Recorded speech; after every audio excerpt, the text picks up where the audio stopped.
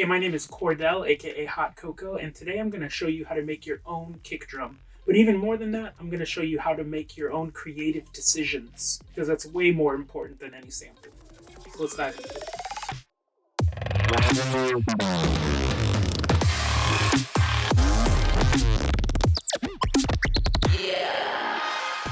So making a kick drum is actually super simple. You only need four things. First, you need a sine wave, the simplest wave there is.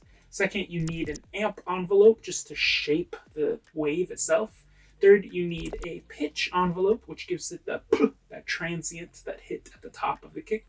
And then fourth, you just need to add some character, which is extra samples on top or extra processing, or this is where you get to have fun with it. But really, once you've got those four things, you've got yourself a kick drum. But really, you need much more than these four things in order to make a kick that you really like, that makes sense in your musical context. You need to make choices about how you're making this kick. And I'm going to break down four ways that you can start to make choices that feel more creative and more authentic and more relevant to the work that you're doing. The choices you make with this kick can actually reflect who you are as a person. I know that sounds kind of intense, but if you really think about it, every creative process is really just a series of choices. For music producers, you need to choose what kind of song you're going to make, what's the tempo, what rhythms are you going to use, what instruments you're going to use. And this is across mediums. This is for painters, entrepreneurs, surfers, graphic designers. It doesn't really matter what you're doing or what you're making. Creative choices is going to be a part of that. If you want to take it even deeper, creative choices actually goes beyond the work that you're doing and into just everyday life. You need to choose when to wake up, who to talk to, what you're going to wear, what you're going to eat. All of these things help create the life that you're living.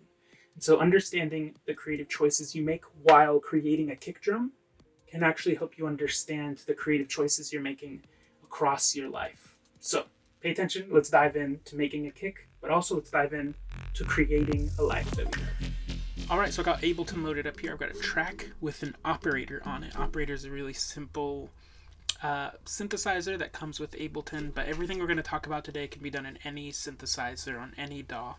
The default for operator actually comes with a sine wave. It's the one that looks like this little wiggly guy. First step to making some good creative choices is actually going to be just knowing what you want. Like, what are you trying to do? It sounds simple, but it's so important and so often overlooked. Now, knowing what you want can mean a couple of different things. Sometimes you have to have a sound in mind or a specific direction you're trying to go, whether that's like a giant hard style techno kick or like a jazzy little hit on an acoustic kick drum. The more you understand the direction you're trying to go, the easier it's going to be to make creative decisions, because you'll know why you're making those choices and you'll be able to know which choices would make more sense than others. But you don't always have to have an exact outcome in mind in order to make a creative choice. Sometimes the direction you're trying to go is experimentation. That's where I like to hang out the most. So I don't go in saying, I need to make this kind of kick drum. I'll often go in saying, I want to try something I've never tried before, or just see what happens when I play with certain parameters. So I still have something in mind, but that something in mind is exploration, which means I don't really know what's going to happen, but I know what I'm trying to do. Both of those directions count as having a direction in mind. So after you got your sine wave, you got your amp envelope, and the amp envelope is really just shaping that sine wave, right? So first, let's hear our sine wave. I made a little MIDI clip here on an F note, and it's just a quick little pattern. It's a F0, so it's really, really low. If I transpose it up a little bit. Cool. Simplest thing that there is. We're going to shape the envelope of the amp, which is short for amplitude, right? So there's kind of four parameters that you should always know if you're looking at envelopes. First is the attack. So how long does it take for the sound to start? Next is I want to look at the sustain, which is where does the note sustain if you leave the note going. For drums, this one doesn't usually matter, so we'll probably keep it at 0 or negative infinity. Your decay is how long it takes for the sound to die off. I've got pretty short notes, so the decay isn't going to be super crucial or super long. And then the last thing is the release, which is how long does it take the note to actually stop once it's finished playing the note.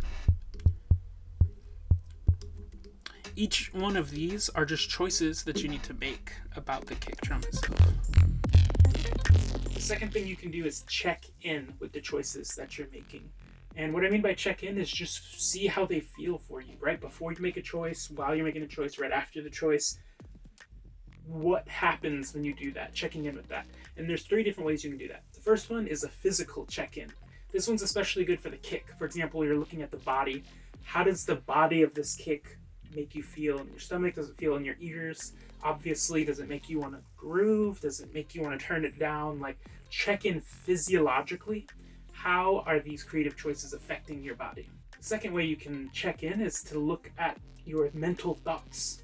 This is the way a lot of people think of creative decision making or creative choices, which is, do you think it's the right idea? You use some logic, you use some reasoning, you speculate about the future, kind of put yourself into imaginary contexts. And imagination is really key for this. Figuring out what you think is going to happen or where you think it might work, and coming to logical conclusions about the creative choices that you're making. That's a fantastic way to check in. The third way you can check in is with social checking in. This could be literally asking someone, like, how does this sound, and getting social feedback. It could also merge into the cognitive side where you're imagining what other people might think or putting it in a context where other people are around. I wouldn't push too hard on this because this is a way that you can actually start to get a lot of demotivation. Generally speaking, you want your creative choices to be guided from your own internal direction, your own internal body, your own internal thoughts, your own motivation. But checking in with other people and getting some social feedback is a fantastic way to get more clarity in your creative choices. The next thing that you need is the pitch envelope. And again, Ableton actually comes with a pitch envelope. It's this little section right here. But of course, you can do this in so many different ways. Pitch envelope is a very basic feature of most synthesizers. So first, you're going to turn it on. And then this is how much the envelope is going to affect your sound. So for now, you can just leave it at 100%. And again, it's an envelope. So you have your attack, you have your decay, you have your release, and you have your sustain. So we're going to leave the sustain at 0. And already, you can hear we're getting a little bit more of the attack, right? That's what we're really going for. So our attack is 0 on the amp envelope. So on the pitch envelope, we're going to make our initial hit just a little higher. So you can drag stuff or you can move these. In this case, just to be more visual, I'm just going to drag this up so you can see the peak here is going up, which means it's starting at a high pitch and then bending down to a low pitch. That's what gives digital kicks their punch. Clearly that's too much. So I'm going to make the choice to bring it back a little bit further.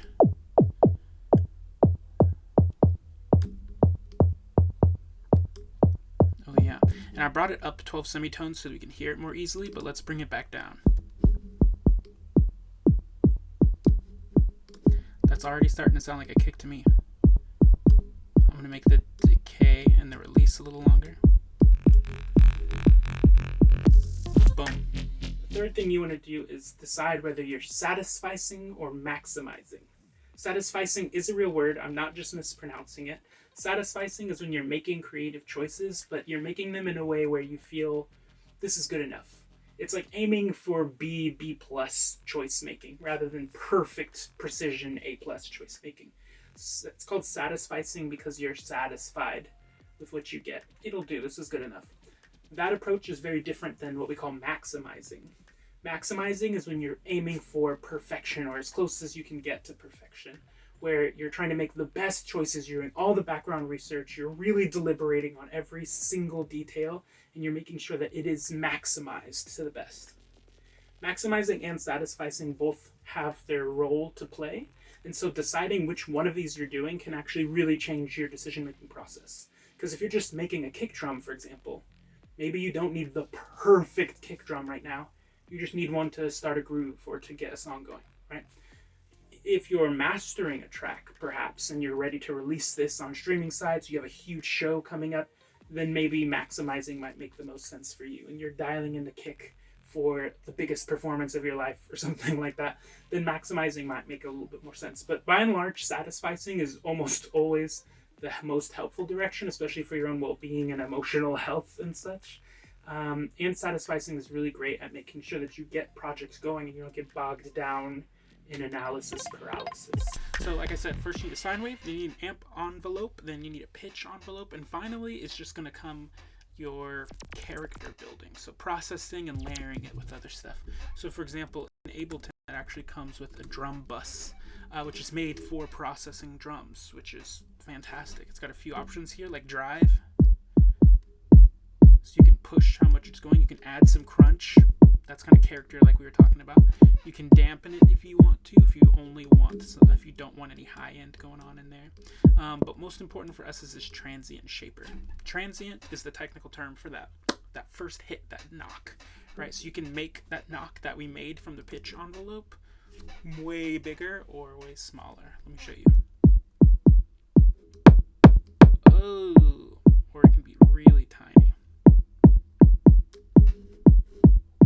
Right? So all of this is just choices. There's no right or wrong answer. It's all down to what you want to do with your body, with your mind, with your social context. And then you just make them. Let's see if we bring the peak down a little bit. Right? Now it's a little more of a thud than a knock. Depends on the style you're making. Whatever kind of floats your boat. Now it's more like almost like a hard style kind of thing. Where is correct? Totally up to you. I'm gonna go with this. So obviously you can add way more processing. You can add like overdrive and like a glue compressor or whatever you want to do to add even more character to what you're doing. Again, I like to experiment personally instead of having something specific, so I'll just toss stuff on and see what happens. But you can also add extra samples. So for example, I have some kicks that I've recorded just from an acoustic drum set. I can actually layer those together just on another track here. I'm gonna find the beginning of the sample and just hear how it sounds when it's together. I'm gonna hold Option and drag and then just put it on to the same pattern, and let's hear how that sounds. And then I can kind of shape that, so I'm just going to turn this down. It's adding some extra character. Last thing, I might want to EQ out some of the low end, because this stuff right here is really what I want coming from the digital kick. So I'm just going to cut that low end out and leave all this fuzzy goodness. Yeah, all of that.